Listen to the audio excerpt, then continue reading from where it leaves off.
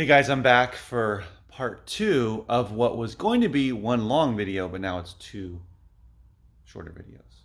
So I received a call while I was finishing that video or making that video, heading towards the end of that video. And so I had to cut it short. I needed to take the call. And so here's part two. Now, unfortunately, I don't remember exactly what I was talking about when that video ended. So I'm going to continue with some other thoughts about my local sale. Again, this video is about my warehouse sale I put on monthly. In my warehouse space, as you can see, most of the space is occupied by shelving and tables for my monthly sale. Oh, fell down.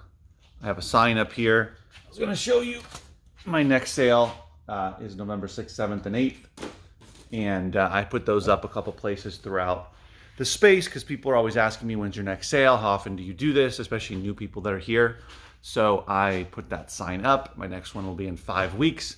The last few sales I've been doing 5 weeks in between instead of 4 weeks to give myself more time to prepare for the sale. And I think as I come up with a better system of how to pull items and or restock, that I might be able to go back to every 4 weeks. And I'm currently working on that system to be able to be quicker in between.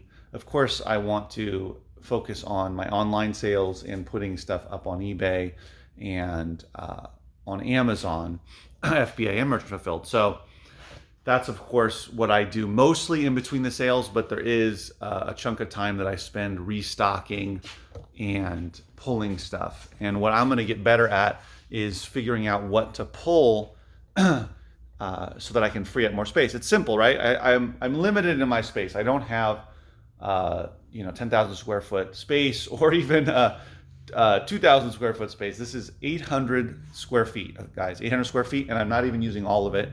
As you can see back here, woo! This corner I have yet to use. I can put up probably 3 or 4 bookshelves depending on the size there. And then all of this I need for myself, right? I have storage back there for bulk stuff on eBay as well as items that I'm going to be restocking with for the next sale. Like I have DVDs and CDs is all I have back there. I also have a storage unit that I had to get because I have several Gaylords, 4 Gaylords of records, and I have about 1,500, 1,800 boxes of books in boxes. So probably like 75, 80 boxes roughly, because I got over 100 when I made that purchase. That was from the storage unit in the summer. In June, I believe, is when I did that. So I still have that as well. But anyway, I digress. And that is what I am going to need to get better at in between the sales, is having a system. I should probably write it down. And so that I can go through and be like, okay, I can spend this week or these days pulling old stock and restocking, basically, because that's where I am right now. The only thing I have left to change in the space or add to it, like I said, is add those shelves over there, which I need to clear out this table. And all the stuff I have over there, I have to organize and somehow fit over here. Of course, these piles of DVDs is abnormal. That's not normally going to be there. It's just that I had just cleared out my last Gaylord. I had 2 here.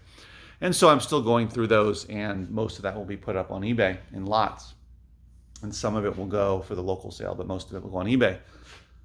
So I need to get better about that system. Well, okay, so then that's all I have left, right? So probably another 3 or maybe 4, depending, probably 3 shelves that I have to go get and find and buy and haul over here and put in place and all that, and then reorganize, because that's going to be for DVDs. Actually, that'll be audiobooks, because I have audiobooks over here, which is just a weird space. It's hard to get to. Bookcase is in the way, the table's in the way. It's not organized well, and so I want a shelving system. I'm debating about what shelving system to use for it. But anyway, I've had interest in audiobooks, especially this last sale. So I'm going to keep those in the sale. And so I'll have a space for audiobooks. And most of it will be all the DVDs, taking off the tables and adding some more so I can expand my DVDs selection. Okay. But so my 2 biggest challenges are the books and how to deal with those, and the records, because I have because they take up a lot of space. So, for instance, CDs don't take up much space. I've got almost 6,000, I don't know, anywhere, like over 5,000 anyway, CDs on either side of here. Each of these racks holds about 860, if it's full, CDs. So you can do the math, and there's 1, 2, 3, 4, 5. There's 10 racks. So 5 on each side. That doesn't take up much space. I mean, that's 5,000, 5,500, whatever CDs. The DVDs are a little bit bigger, but they're also thin. And so I can use that wall and I can have a ton of them. But they don't take up as much space. They're not as heavy. They're not as bulky.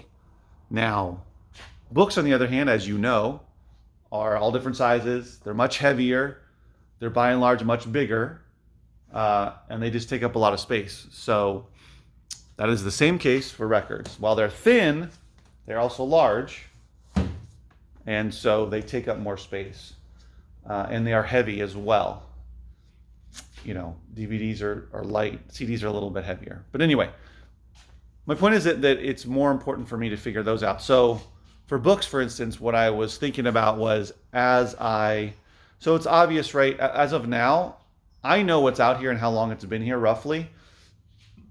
Like some of the books I have on the shelves have been here since I started and still haven't sold. Most of the stuff out is newer, but like there's some fiction titles here that I've had since last year. My first sale was November of 2019. That was my first warehouse sale. I had a much smaller selection, but and on that sale, I think I did like less than $200. It was just one day, and I was happy. But anyway, so that's where I've grown from, and now that I'm making more than my lease payment, which is awesome.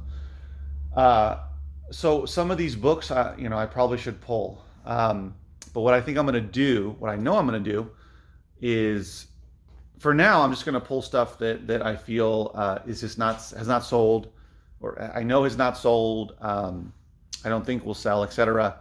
You don't always know what will sell, but I'm going to pull it to make room.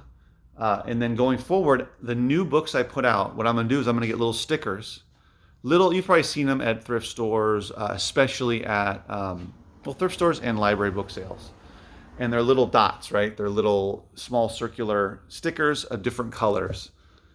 I'm assuming I can just go to Staples, or I don't know, maybe I have to buy them online. But what I'm going to do is I'm going to put. So I put out a new book, and I'll just stick it on the spine at the top, and then put it in there. And so if I put out, a couple hundred books for the next sale, let's say they're all red dots. So then I will see sprinkled throughout, I'll see little red dots. And then what I'll do is I make a decision. I would probably do like 3 sales. Let's say 3 sales. So every 3 sales, it could be 2. I don't know. I'm going to think about it. Every 2 to 3 sales, every 2 to 3 months roughly, I will pull all those colors and make more room for the next batch, right? Also, what I could do is, which is more involved, I guess, but it would be a nice way to know, is as I'm adding, I can keep track. So what I'll have is a little list. I'll say red dot. I'll write it on a notepad or something. Red dot was put out for the November sale, and let's say I count them. That's what I was thinking. Is I count the books. Say I put out 258 books, and then in 3 months I go back and I pull them and I say, well, how many did I actually sell of those? Oh, look, there's only 120 left, and I sold 100 and whatever. Anyway, I just